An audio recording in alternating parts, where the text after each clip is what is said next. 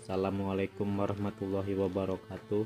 Nama Setia Ramdena, NPM 1901011150, semester 4. Di sini saya akan membahas beberapa materi mengenai fikih munaqahat untuk memenuhi tugas ujian tengah semester.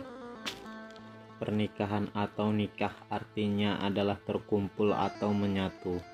Pernikahan ialah ikatan lahir batin antara seorang pria dengan seorang wanita sebagai suami istri. Ketentuan mengenai pernikahan ini tergambar dalam firman Allah Subhanahu wa taala, salah satunya yaitu pada surah An-Nisa ayat 1. Artinya, hai sekalian manusia, bertakwalah kepada Tuhanmu yang telah menciptakan kamu dari seorang diri, dan daripadanya Allah menciptakan istrinya, dan daripada keduanya Allah memperkembangbiakan laki-laki dan perempuan yang banyak. Dan bertakwalah kepada Allah yang dengan mempergunakan namanya kamu saling meminta satu sama lain, dan peliharalah hubungan silaturahim. Sesungguhnya Allah selalu menjaga dan mengawasi kamu. Quran surah An-Nisa ayat 1. Dan juga hadis Rasulullah yang berbunyi, jika seorang menikah, maka ia telah menyempurnakan separuh agamanya. Karenanya bertakwalah pada Allah pada separuh yang lainnya. Hadis riwayat Al-Baihaqi. Konsep peminangan dan kafaah dalam Islam. Islam membolehkan seorang wanita yang meminta kepada seorang laki-laki yang soleh untuk meminang dan menikahinya dengan cara boleh tanpa perantara maupun melalui perantara. Dikhawatirkan seorang wanita atau laki-laki yang diinginkan menolak pinangan maupun menikah. Konsep kedua ini baiknya diamanahkan kepada orang yang alim, sehingga ketika pinangan dan lamaran ditolak, harapan bahasa yang akan tersampaikan tetap menyejukkan hati. Syarat dan rukun pernikahan: adanya calon suami, calon istri, wali nikah, saksi, ijab kabul. Hal yang harus dipahami dalam pernikahan Islam: tidak boleh ada pelanggaran agama karena menikah merupakan ibadah. Harus ada wali. Seorang wanita yang akan menikah tanpa adanya izin dengan wali, maka pernikahannya batal, kecuali walinya dalam keadaan kafir atau fasik, maka boleh menikah dengan wali hakim. Harus ada mahar. Harus ada 2 orang saksi. Diiklankan maksudnya adalah mengundang orang yang dekat dengan kita supaya tidak terjadi fitnah. Kedudukan dan jenis mahar dalam pernikahan.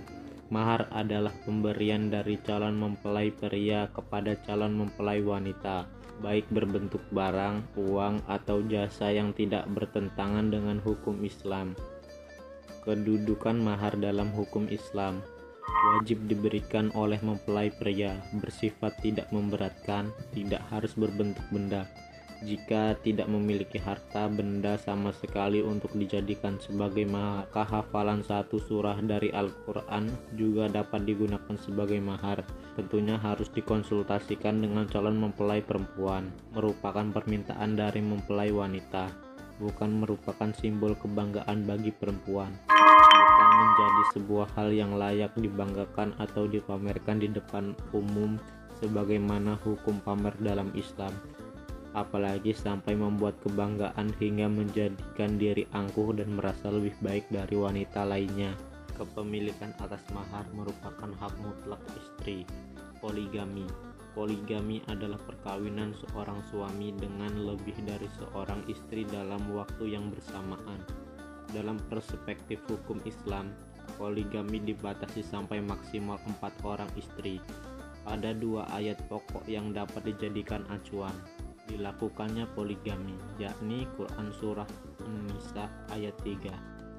Artinya, dan jika kamu takut tidak akan dapat berlaku adil terhadap hak-hak perempuan yang yatim bila mana kamu mengawininya, maka kawinilah wanita-wanita lain yang kamu senangi, 2, 3, atau 4. Kemudian jika kamu takut tidak akan dapat berlaku adil, maka kawinilah seorang saja atau budak-budak yang kamu miliki. Yang demikian itu adalah lebih dekat kepada tidak berbuat aniaya. Juga terdapat pada Quran surah An-Nisa ayat 129, artinya, dan kamu sekali-kali tidak akan dapat berlaku adil di antara istri-istrimu walaupun kamu sangat ingin berbuat demikian. Karena itu janganlah kamu terlalu cenderung kepada yang kamu cintai, sehingga kamu biarkan yang lain terkatung-katung. Dan jika kamu mengadakan perbaikan dan memelihara diri dari kecurangan, maka sesungguhnya Allah Maha Pengampun lagi Maha Penyayang. Syarat poligami dalam Islam: berbuat adil. Seorang pelaku poligami harus memiliki sikap adil di antara para istrinya. Tidak boleh ia condong kepada salah satu istrinya. Dilarang menikahi dua wanita bersaudara.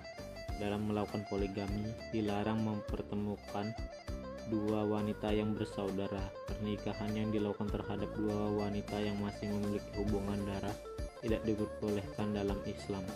Firman Allah dalam surah An-Nisa ayat 23, diharamkan atas kamu menghimpunkan dalam perkawinan dua perempuan yang bersaudara, kecuali telah terjadi pada masa lampau. Sesungguhnya Allah Maha Pengampun lagi Maha Penyayang.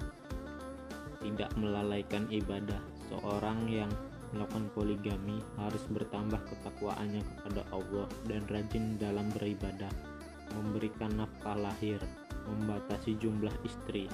Berdasarkan syariat agama, poligami hanya boleh dilakukan sebanyak 4 orang, tidak lebih dari itu.